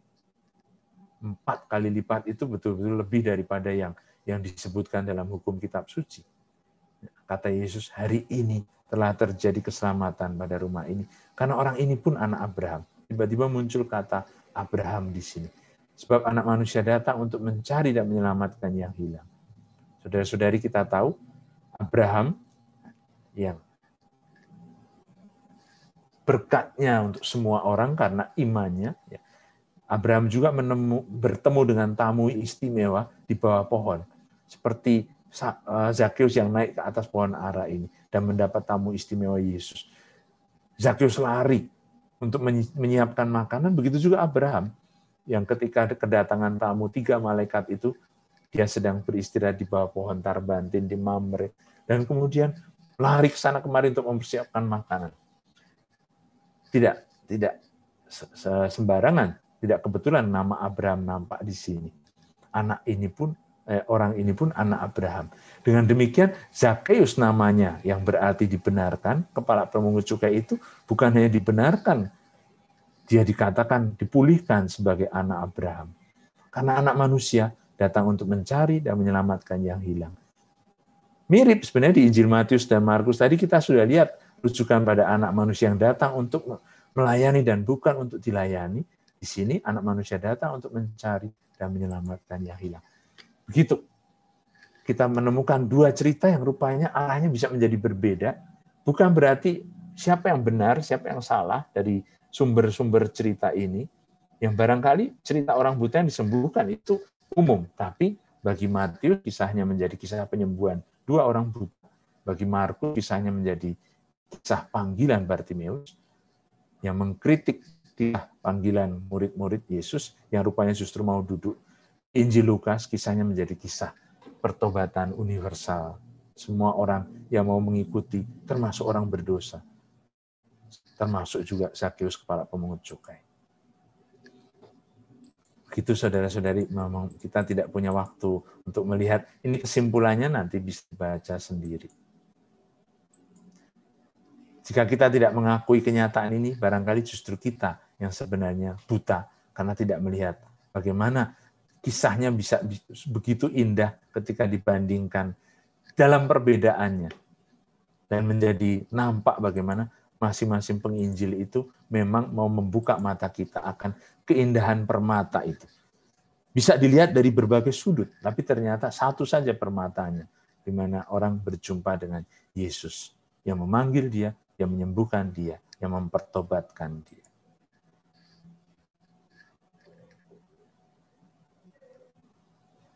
Minta maaf 1,5 jam saya pakai semua. Saya kembalikan pada Pak Reza. Tidak apa-apa, Romo. Semua masih terkesima dengan ajarannya, Romo. Baik, Ibu Bapak. Oke. Sebelum tanya jawab ya, Romo. Ibu Bapak ada beberapa. Kalau Ibu Bapak mau tanya, silakan ditulis di chat. Saya buka kesempatan masih. Nah, sambil menunggu, saya share screen dahulu, Ibu Bapak. Oke. Screen. Kelihatan ya, Romo? Ya. Oke. Nah, kita akan main kuis yang lain, Romo. Namanya kuis tegar, Ibu Bapak ya. Biar seru, dibuka aja suaranya semua. Sekarang nggak usah pakai ketik-ketik lah. Yang cepat jawab, tetapi sebut nama dulu, gitu ya. Misalnya Reza, jawabannya ini.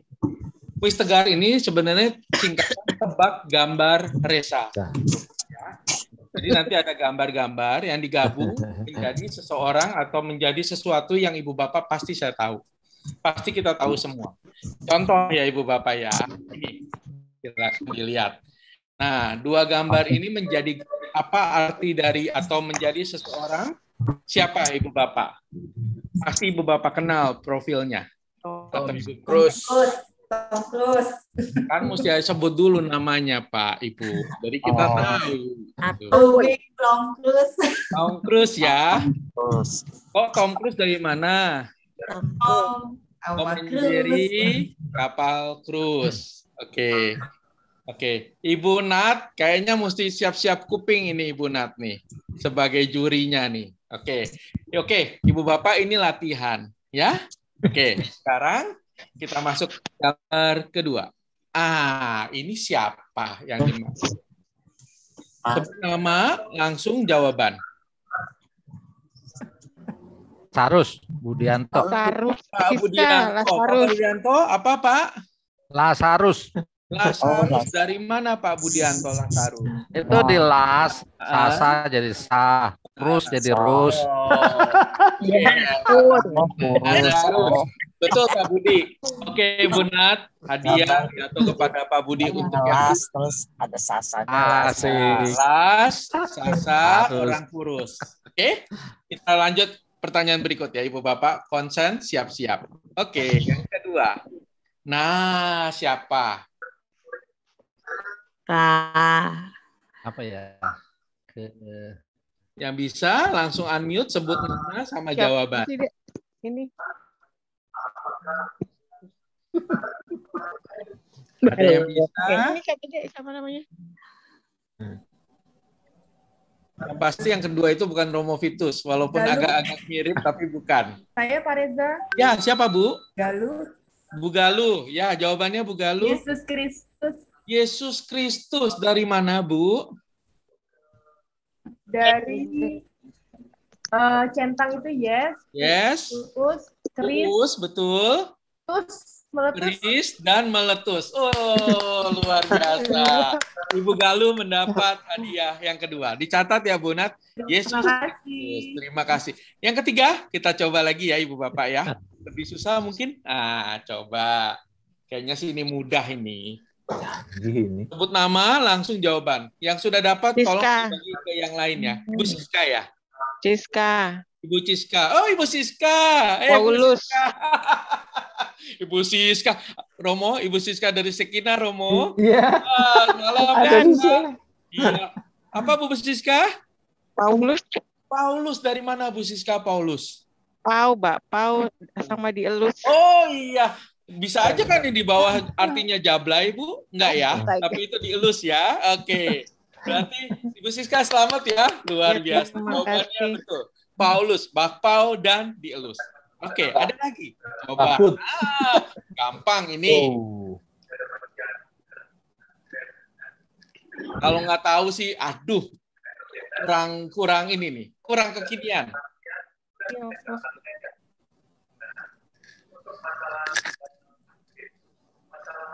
Ya Allah. Aduh, gampang Ibu Bapak. Logam mulia. Terus ada semut, ada bayi. Apa itu, Bapak Ibu? Oke. Ini gambar logam mulianya cincin atau gambar batu apa, Ibu? Akik. Batu rubi, Bu. Kalau hijau itu jamrud, kalau merah itu rubi. Amin. Nah, itu bahasa Inggrisnya apa? An. Nah, itu anak lagi shock, kaget. Oh, Rubianto. Rubianto, iya, Romo Vitus Rubianto.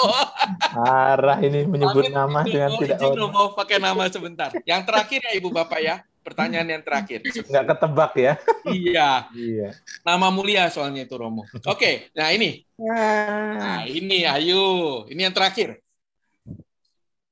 Baik, Bapak, ada yang bisa. Romo bisa menjawab, silakan Romo. Bisa. Bisa Romo. Wah, Rizal. ada yang bisa menjawab? Rizal, Pak. Rizal. Siapa? Rizal. Oh, Pak Rizal. Bisa. Rizal, jawabannya apa Pak Rizal? Kapernaum. Kapernaum. Dari mana? Cangkir, kap. Ya, Cangkir Kap. Terus R, terus singanya mengaum. Kapernaum. Betul sekali. Singanya mengaum. Kapernaum. Luar biasa. Nggak terpikir kalau itu per saya. Bu Nat, tolong dicatat semua. Tadi yang terakhir ini mohon maaf Bapak. Dengan Bapak? Rizal, Pak. Pak Rizal. Oke, Romo. Kita kembali ke pertanyaan ya, Romo. Iya. Ada beberapa pertanyaan yang sudah dikirimkan. Sebentar, saya buka dahulu pertanyaan. Oke. Saya matikan. Romo, yang pertama. Romo, dalam Matius ayat 11 dan 12, apakah disebutkan perbedaan jemaat Matius dengan jemaat Lukas? Matius mana? Tadi, benar. Ibu Bapak, mohon maaf, suaranya tolong di-unmute. Tolong di-mute, Ibu Bapak, supaya tidak ada yang bocor. Terima kasih. Dalam Matius, disebut cuma ada Matius ayat 11-12, apakah disebutkan perbedaan jemaat Matius dengan Lukas? Dari Matius ayat 11 itu di mana? Coba mungkin di cerita tadi ya? Bertanya itu adalah Pak Paul Tan. Pak Paul? Iya. Pak Paul Tan masih bergabung bersama kami? Ya, masih. Ya, silakan Pak Paul. Langsung saja disampaikan, Pak. Yang pertama itu loh, yang pertama Pak, yang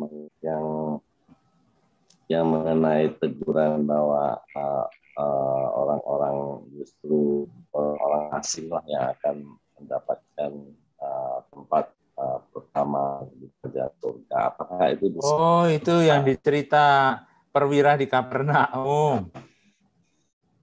Apakah itu disebabkan karena perbedaan keadaan jemaat Matius dengan jemaat Lukas?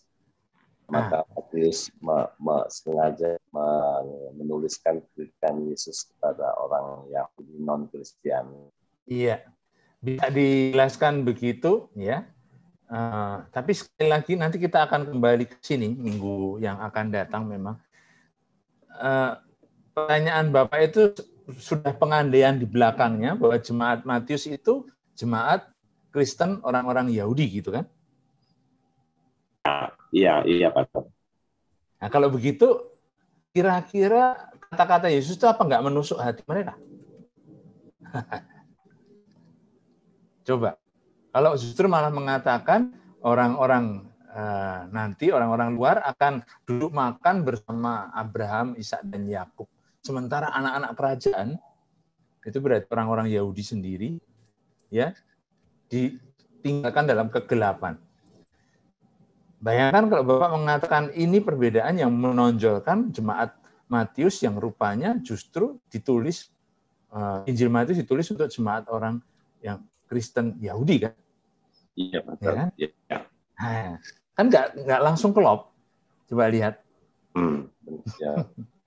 Di Injil Lukas bisa klop, betul. Pujian itu karena Injil Lukas terutama ditulis untuk orang-orang yang bukan Kristen, yang bukan Yahudi. Tapi bukan kedua cerita itu memuji orang bukan Yahudi. Ya, lihat bahwa ternyata kalau gitu pendekatan yang biasanya kita andaikan, diasumsikan, ya, itu ternyata tidak pas. Karena nanti kita akan sampai pada kesimpulan bahwa di dalam jemaat Matius yang notabene banyak orang Yahudinya, itu bukan berarti di Matius hanya ditujukan pada orang Kristen Yahudi.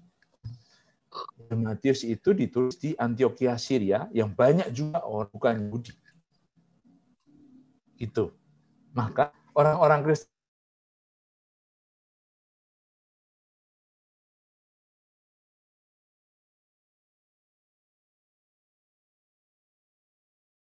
yang mau merangkul orang-orang asing itu.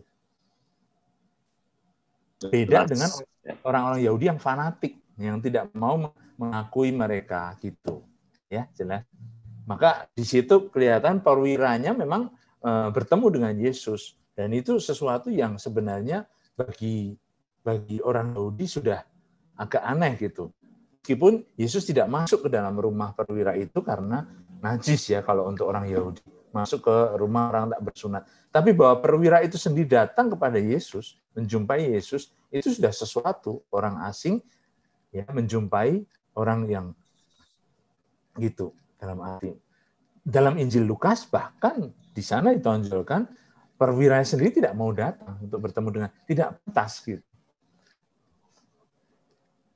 Ya, itu lebih kelihatan bagaimana kritiknya kepada orang-orang Yahudi yang merasa dirinya benar, justru lebih kelihatan lagi di Lukas. Kefarisian atau kemunafikan itu ya memang dilawan. Kita bisa hanya batasi juga Injil Lukas orang-orang Kristen bukan Yahudi. Seolah-olah Lukas ditulis ya sama sekali tidak ada hubungannya sama orang Yahudi. Tidak. Lukas itu di dalam komunitasnya banyak orang Kristen Farisi. Artinya orang Kristen yang merasa dirinya benar. Dan itu yang dikritik oleh penginjil Lukas sebagai Farisi murid lawan Yesus gitu. Itu sebabnya Injil Lukas itu juga sangat mengerti, sangat memahami kebudayaan Yahudi. Pendekatan yang terlalu mengkotak-kotakkan itu ternyata menurut saya tidak menguntungkan sebenarnya. Menjadi satu pegangan umum, tapi tidak bisa kita mengatakan Injil Matius ditulis untuk jemaat Kristen Yahudi dan bukan jemaat Kristen yang bukan Yahudi. Enggak, saya tidak setuju kalau begitu. Injil Lukas ditulis untuk gerejanya yang mayoritas bukan Yahudi. Oke, berarti ada minoritas orang Yahudi gitu loh. Ngerti maksudnya? Jadi bukan di kotak-kotakan. Ya, itu maksudnya. Mayoritas Kristen Yahudi bukan berarti tidak ada orang bukan Yahudi. Mayoritas orang Kristen bukan Yahudi bukan berarti tidak ada orang Yahudi. Ya. Baik, terima kasih Romo. Cukup jelas? Pak Paul mudah-mudahan bisa menjawab. Yang jelas. Saya lanjut ke pertanyaan kedua ya Romo. Ya. Dari Ibu Lauren Lau. Selamat malam Romo, saya mau tanya, untuk perikop orang buta di Yeriko, Matius mengatakan ada 2 orang buta. Dan di Lukas dikatakan seorang buta. Bagaimana makna dan tujuan dari perbedaan pernyataan kedua penulis ini ya Romo? Terima kasih. Nah, itu tadi yang yang diceritakan. Maknanya apa? Di situ Ibu nggak bisa mencari makna dalam arti yang benar siapa gitu. Maknanya kisah 2 orang buta di Injil Matius itu baru bisa dipahami ketika kita membaca cerita sebelumnya. Ada 2 anak Zebedeus. Tidak Yakobus dan Yohanes namanya, tapi 2 anak, 2 bersaudara. Ditunjukkan di situ. Karena Matius memang menggarisbawahi 2 itu. Maknanya apa? Nah, di situ tetap kalau dibandingkan Matius dan Markus, bukan Matius dan Lukas, Ibu tadi bandingkan Matius dan Lukas. Dan Lukas rupanya tidak menunjukkan ceritanya pada kisah anak-anak Zebedeus, karena Lukas tidak punya kisah permintaan Yohanes dan Yakobus di Injilnya. Itu hanya ada Matius dan Markus. Cerita tradisi rangkap 3, kisahnya sama, ternyata urutannya jadi beda. Karena di Matius dan Markus, dan bukan Matius dan Lukas ya, bukan tradisi rangkap 2 yang kita sudah lihat menunjuk pada sumber ki. Karena ceritanya ternyata Matius sama dengan Markus, tapi beda sama Lukas. Ya kan? Kok bisa begitu? Sekali lagi, pengamatan ini membuat ternyata kita tidak bisa hanya membaca Injilnya dengan cara dipotong-potong gitu. Ingat bulan minggu yang lalu. Matius, Markus, dan Lukas bercerita seperti pencerita yang memang punya maksud dengan seluruh ceritanya. Bukan sepotong begitu. Maknanya dengan demikian ditentukan dalam konteksnya. Itu jawabannya pada pertanyaan Ibu tadi. Maka dibaca semua ya Bu. Gitu. Lalu kita akan lihat bagaimana maknanya yang lebih tepat. Lukas tidak menunjuk pada kisah permintaan anak-anak Zebedeus karena tidak ada. Lukas menunjuk ceritanya, makna orang buta itu disembuhkan Yesus dibandingkan dengan Zakheus. Ya, itu sesuatu yang unik karena tidak pernah ada orang yang membandingkan dengan cara demikian saya kira. Tapi coba lihat dua tokoh itu mirip, sama-sama tidak bisa melihat.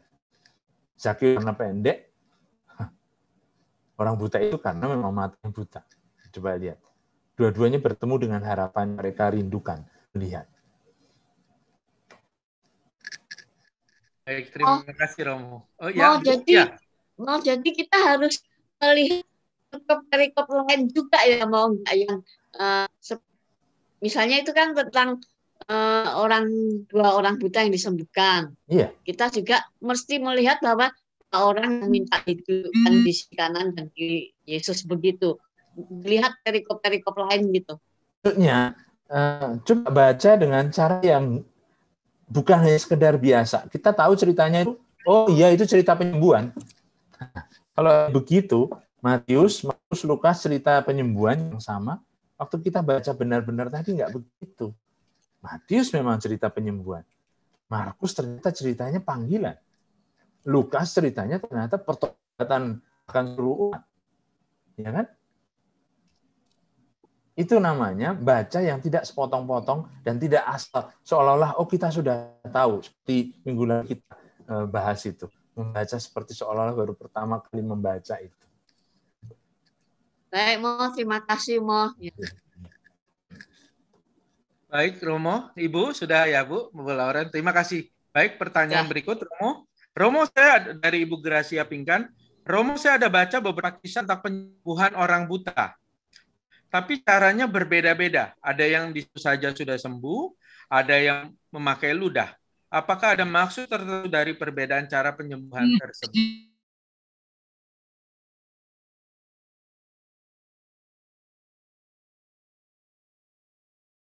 Hanya pada penyembuhan, mukjizat.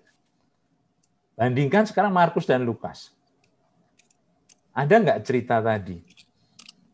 Tidak ada satu tabib pun yang mengatakan seperti Yesus yang dengan kuasa imanmu menyelamatkan engkau. Nggak dipegang, nggak diapa-apain. Mana yang lebih? Begitu. Jadi kalau pakai ludah, dipegang, diusap-usap, apa terserah. Itu menunjukkan cara yang memang seorang tabib, seorang penyembuh menunjukkan sesuatu yang harus secara fisik kelihatan gitu. Kembali ke cerita tadi, perwira di Kapernaum yang kita sudah baca sebelumnya. Kadang-kadang orang beriman itu tidak butuh sesuatu yang kelihatan fisik. Imanmu menyelamatkan engkau. Pergilah.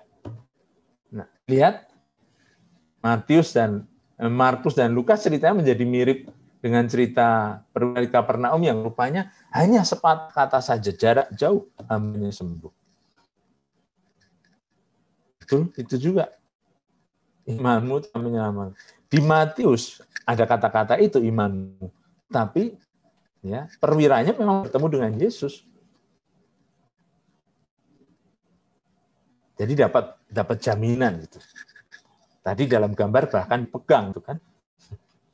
Cerita orang buta di Markus dan Lukas, orang butanya dipuji seolah-olah karena dia buta, dia mohon saja, dia percaya bahwa Yesuslah yang bisa menyembuhkan. Dan iman yang jadi. Iman itu. Kalau yang ini ya, jadi nanti kalau. Oke, Romo mohon maaf. Ya. Ya. Baik, Romo. Pertanyaan terakhir. Saya pernah dengar kalau di kitab suci dituliskan sebuah nama, katanya orang ini. Apakah orang buta yang bernama Bartimeus punya arti penting bagi panggilan murid Yesus? Penting sekali. Ya kan? Bartimeus. Tidak ada nama lain di kitab suci yang ya, hanya sekali muncul di situ Bartimeus. Ya, tapi nama Bartimeus itu bukan Bartolomeus ya. Meskipun sama, Bartolomeus itu juga artinya anak Ptolomeus. Bar itu artinya anak. Tadi saya nyindir Pak Reza. Karena ahli barongsai gitu, bukan anak ongsai. Karena barongsai bukan bahasa Aram. Tapi kalau bahasa Aram ada barnya itu berarti anak. Kalau barongsai, muka saya mirip barongsai, Romo. Makanya nama itu barongsai ya. Itu bukan anak ongsai. Nama papanya bukan Ong.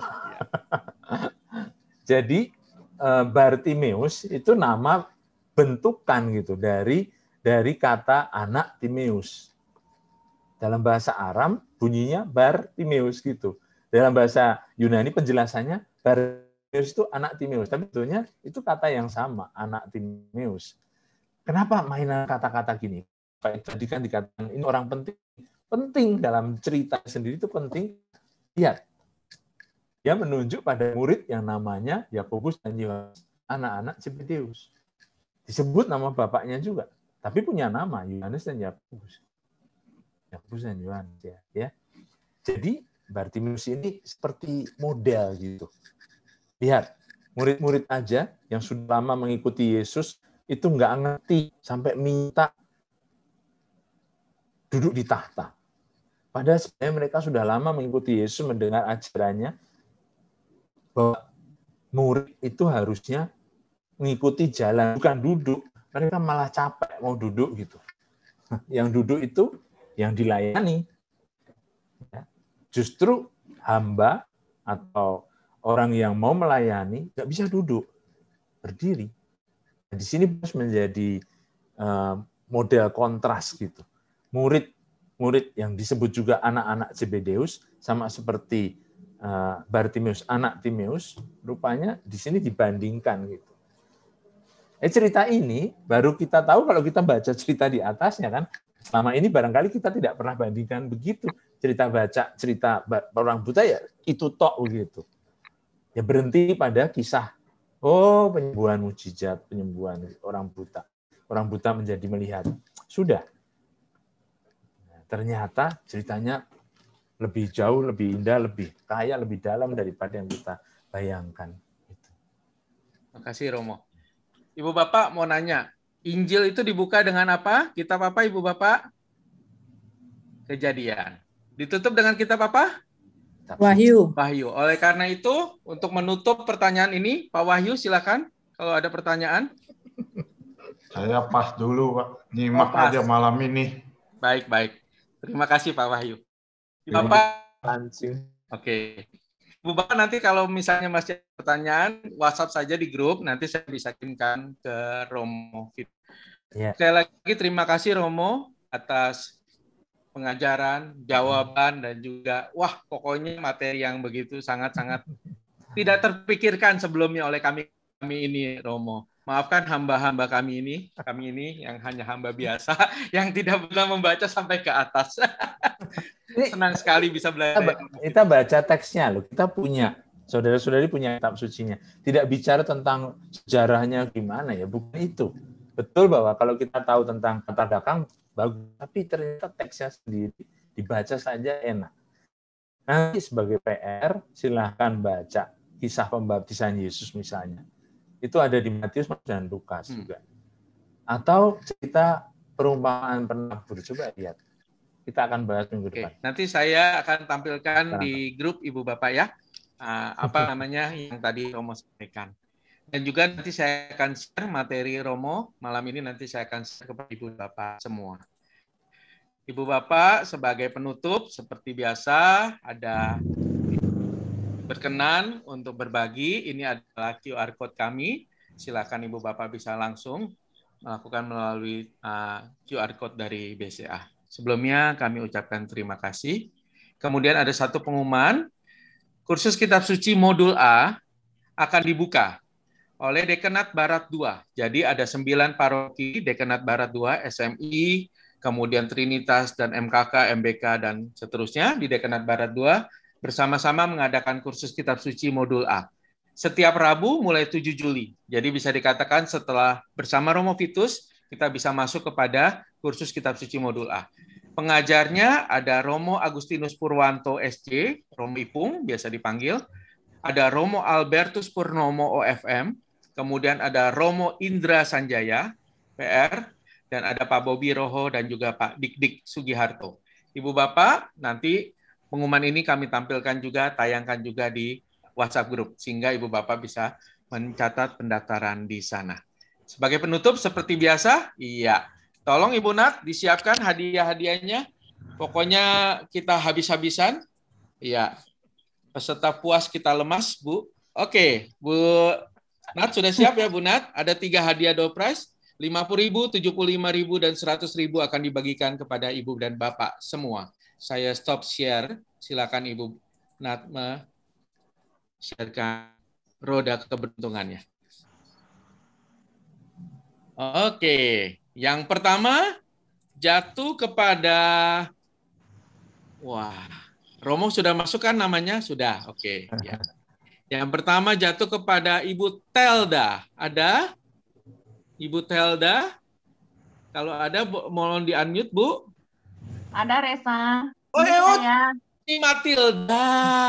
Aduh, ini yang mengajar saya banyak, Ibu. Iya, selamat ya, Ci Matilda. Sehat. Thank you, Resa. Ya, panjang. Oke, kita lanjut. 50.000. Kita lanjut ke hadiah yang kedua, 75.000. Oke, hadiah kedua jatuh kepada Ibu Suliana ya, atau Pak Suliana, ini Ibu Suliana ya. Ada? Ada. Wah, Ibu Suliana. Selamat malam Ibu. Selamat ya Ibu. Lumayan beli cilok lumayan kok Bu. Ya, oke. Dan yang terakhir 100.000. Iya. Silakan Bu. Kepada siapa Ibu Nat? Hadiah 100.000 kita berikan kepada Ibu Kety. Oh, Ibu Kety. Tadi saya sudah kebetulan menyapa di awal. Ibu Kety masih ya, Bu? Masih bergabung? Ada. Selamat ya, Bu. Provisiat. Oke. Terima kasih, Pak. Terima kasih, Ibu. Terima kasih atas malam ini yang begitu luar biasa, begitu seru dan menyenangkan. Kita akan bertemu lagi. Mudah-mudahan minggu depan ya, Romo. Kita coba dulu di Selasa ya, Romo. Saya akan menghubungi Romo untuk mengetes Zoom dan sinyal di ya Romo. Ya. Oke, bila tidak ada kendala, hari Rabu kita tetap bertemu Ibu Bapak jam 7:30 malam. Pertemuan pada malam hari ini akan ditutup dengan doa suster